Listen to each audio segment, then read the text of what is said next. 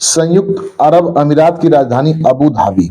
Abu Dhabi का एक jail होता है अलबाथवा। अलबाथवा जेल में एक हिंदुस्तानी लड़की बंद थी। उस लड़की को फांसी की सजा सुना दी गई थी। 14 फरवरी सन 2025 को उस लड़की से उसकी आखिरी इच्छा पूछी जाती है। जेल का कैप्टन पूछता है, तुम्हारी आखिरी इच्छा जो हो सो बताओ। वह लड़की अपने अम्मी और अब्बू से बात करना चाहती थी। वो अपनी आखिरी इच्छा बताती है कि मैं अपने अम्मी और अब्बू से बात करनी चाहती हूँ। अब कैप्टन फोन लगा करके उस लड़की को देता है। वह लड़की 14 फरवरी 2025 की रात 12 बजे के करीब अपने अम्मी अब्बू से बात करती है और अपने अम्मी अब्बू से कहती है कि अब मेरा समय खत्म हो चुका है, हमें 24 घंटा के अंदर चाहे जब फांसी दे दी जाएगी। शायद ये हमारी आखिरी काल है आप सबसे बात करने की। इंडिया में आप लोगों ने जो केस किया है उस केस को आप लोग वापस ले लेना और आप लोग अच्छे से रहना, किसी से दुश्मनी मोल मत लेना। जो एफआईआर हमारे विरोधियों के ऊपर आप लोगों ने किया है वह केस आप लोग वापस ले लेना। वकील से कहना उस केस को वापस ले लें और फिर आप लोग सुकून से रहना। हमें बस सुकून चाहिए और कुछ नहीं चाहिए। आखिर उस लड़की के साथ हुआ क्या था कि उस लड़की को वहां फांसी की सजा दे दी गई थी। आइए इस कहानी में हम पूरा विस्तार से समझते हैं। नमस्कार, प्रणाम। हम अजित यादव शेरा भाई, हमारे इस चैनल में आप सबका बहुत बहुत स्वागत है। अगर आप लोग हमारे इस चैनल को सब्सक्राइब नहीं किए हो तो आप सबसे निवेदन है आप लोग हमारे इस चैनल को सब्सक्राइब करें, लाइक करें, कमेंट करें। कहानी अच्छी लगे तो इसको शेयर जरूर करना। एक कहानी शुरू होती है यूपी के बांदा जिले से। यही एक थाना पड़ता है मटौद। मटौद थाना अंतर्गत एक गांव पड़ता है। गांव का नाम गोरा मुंगली पड़ता है। यहीं के रहने वाले एक मुस्लिम परिवार, जिनका उस गार्जियन का नाम होता है शब्बीर। शब्बीर की एक बेटी थी जिसका नाम था शहजादी। शहजादी बड़ी ही खूबसूरत, बड़ी होनहार लड़की थी। वो अपने माता पिता की आज्ञा का खूब पालन करती थी, अपने माता पिता की आज्ञा के खिलाफ नहीं जाती थी। वह लड़की जब 8 साल की थी तभी उसके चूल्हे पर एक पतीले में पानी रखा हुआ था। पानी गर्म हो रहा था। कुछ ही देर में पानी खौलने लगता है। अब वह लड़की उस पानी को उतारने के लिए, उस पतीले को उतारने के लिए जाती है। जब वहीं उस पतीले को उतारती है वह पतीला छूट जाता है और पानी का छपाक उसके चेहरे पर पड़ जाता है। उसका चेहरा बुरी तरह से झुलस जाता है। घर के लोग उसको आनन फानन में उठा करके हॉस्पिटल लेकर के जाते हैं। इलाज होता है, लड़की ठीक होती है, लेकिन वह जो दाग होता है वह दाग कभी मिटता नहीं है। अब वह लड़की उसी चेहरे के साथ रहने लगती है, अपना जीवन बिताने लगती है। कभी वह अपना चेहरा ढकती नहीं है, वह ऐसे ही रहने लगती है।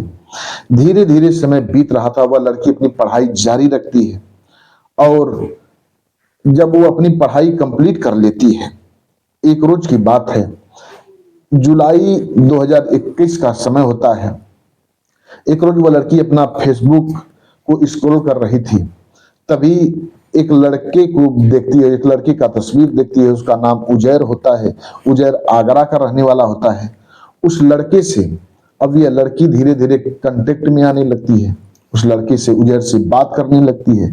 धीरे धीरे दोनों की नजदीकियां काफी हद तक बढ़ जाती है। यह लड़की उजैर से मोहब्बत करने लगती है। उजैर भी शहजादी से मोहब्बत करने लगता है। धीरे धीरे समय बीत रहा था। एक दिन की बात है, यह शहजादी अपनी सारी बात अपने चेहरे के विषय में वह बता देती है उजैर से। उजैर जब इतनी बात सुनता है कहता है, तो तुम चिंता मत करो, बहुत से ऐसे इलाज हैं जिससे तुम ठीक हो सकती हो, तुम्हारा चेहरा ठीक हो सकता है। ऐसी ऐसी सर्जरी हो रही है आजकल कि तुम बिल्कुल ठीक हो जाओगी। वह उजैर उस लड़की को बहला फुसला करके अपने पास बुलाता है। अपने पास बुलाने के बाद एक रोज कहता है कि हमारी बुआ और हमारे फूफा अबू धाबी में रहते हैं। संयुक्त अरब अमीरात की राजधानी है अबू धाबी, वहीं रहते हैं, वहीं लोग प्रोफेसर हैं। अगर तुम कहो तो मैं उनसे बात करूं और तुम जाओ। उन्हें एक मेड की जरूरत है, हाउस वाइफ की जरूरत है जो घर का काम काज देख सके, उनकी ना मौजूदगी में घर का काम संभाल सके। जब इतनी बात वो लड़की सुनती है कहती है ठीक है आप बात करिए। वो लड़का कहता है कि तुम वहां जाओगी, अच्छा पैसा कमाओगी, और वहीं तुम्हारी सर्जरी के जरिए तुम्हारा चेहरा बिल्कुल ठीक हो सकता है। अब वह लड़की उजैर की बातों में आ जाती है। वह कहती है ठीक है, आप उनसे बात करिए। उजैर अपने बुआ और फूफा से बात करता है। बात करने के बाद अब उजैर कुछ पैसे उनसे लेता है, अपने बुआ और फूफा से। पैसे लेने के बाद उस लड़की को उनके पास भेज देता है, पूरा डॉक्यूमेंट तैयार कराता है और उनके पास भेज देता है।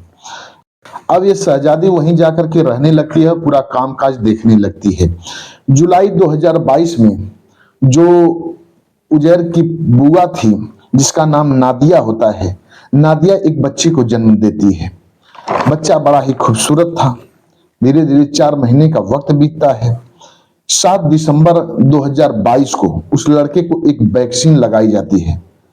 अब वह जो वैक्सीन लगती है तो वह बच्चा रोने लगता है। इधर नादिया वहां अबू धाबी में एक यूनिवर्सिटी में प्रोफेसर थी, वह कॉलेज चली जाती है नादिया, और उसका पति भी कहीं चला जाता है। इधर बच्चा को जब वैक्सीन लगता है तो बच्चा रोने लगता है, खूब रोता है।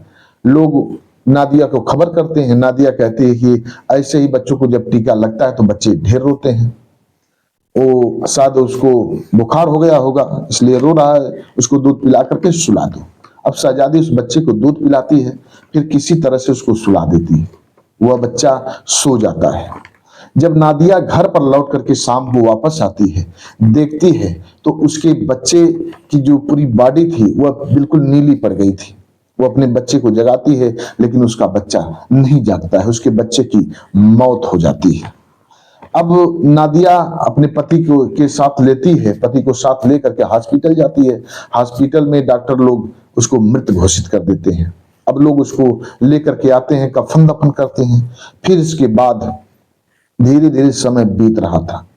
ये जो शहजादी थी, अब यह बार बार अपने घर आने की कोशिश कर रही थी। लोगों से कहती है, नादिया से और फैज से कहती है कि मैं अपने घर जाना चाहती हूँ।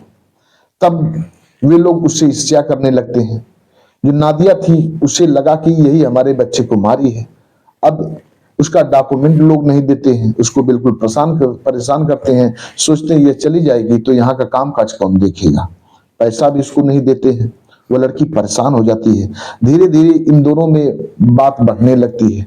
अब जो नादिया थी, अब यह उस लड़की से बदला लेना चाहती थी।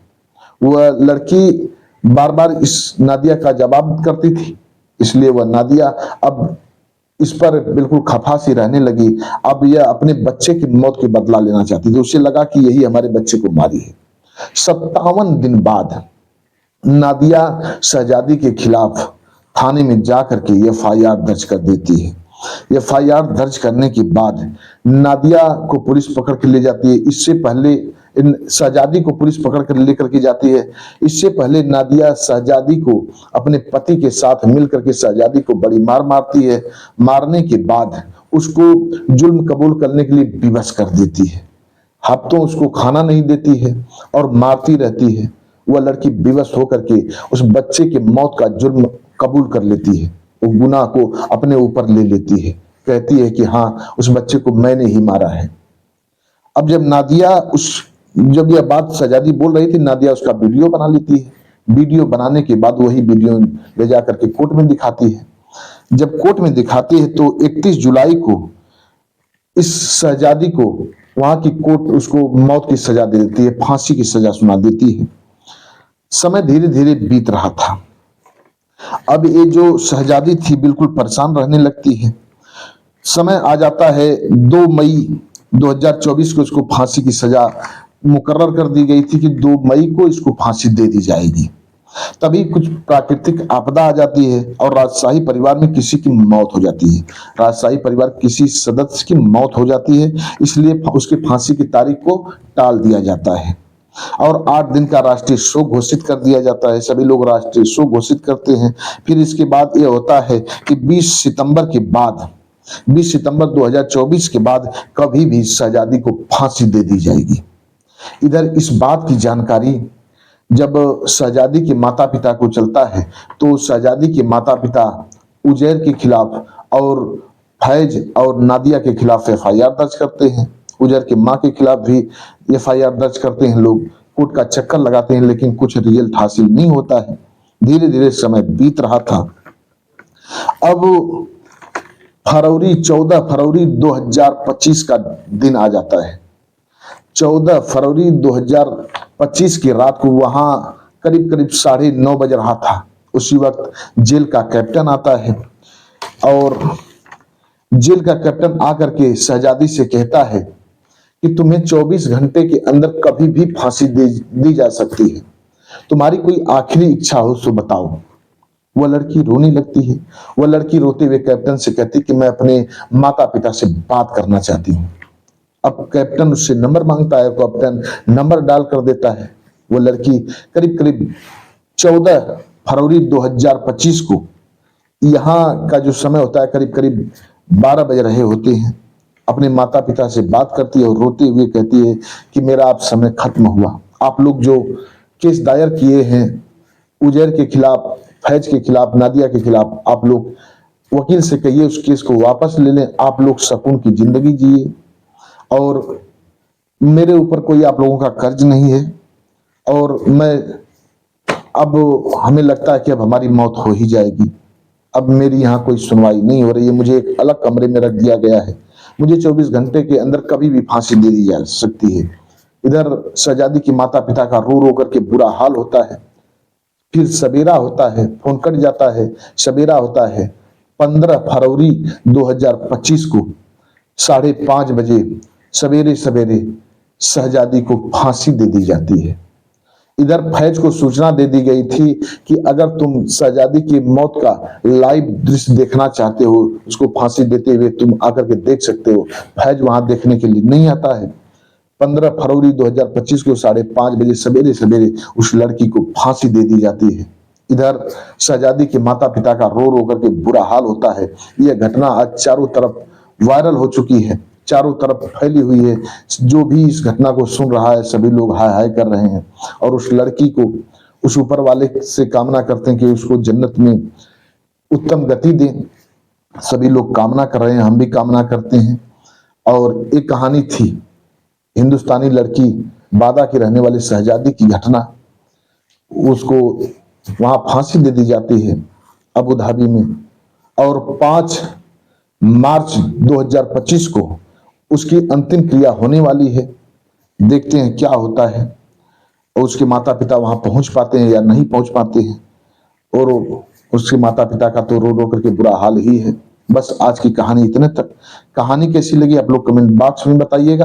हमारे कुछ व्यूअर हैं जो कि अपना नाम लेने के लिए अपील किए हैं। ब्रजेंद्र सिंह हैं मणिपुर के रहने वाले, राव मोहम्मद यासिन जी हैं जो कि लाहौर पाकिस्तान के रहने वाले हैं, श्रवण मौर्य कच्छ गुजरात के रहने वाले हैं, डॉक्टर राकेश सैनी बिजनौर के रहने वाले हैं, अजय चौरसिया जी ये जौनपुर उत्तर प्रदेश के रहने वाले हैं, और अखिलेश यादव जी हैं, कमलेश यादव जी, ये लोग गोरखपुर के रहने वाले हैं। ये लोग हमारी हर कहानी सुनते हैं, बेहद पसंद करते हैं। आप लोग भी अपना नाम बुलवाना चाहते हैं तो इनकी तरह आप लोगों का भी नाम लिया जाएगा। कमेंट बॉक्स में आप लोग अपना नाम दीजिए, आप लोगों का बारी बारी से नाम लिया जाएगा। कहानी कैसी लगी कमेंट बॉक्स में बताइएगा।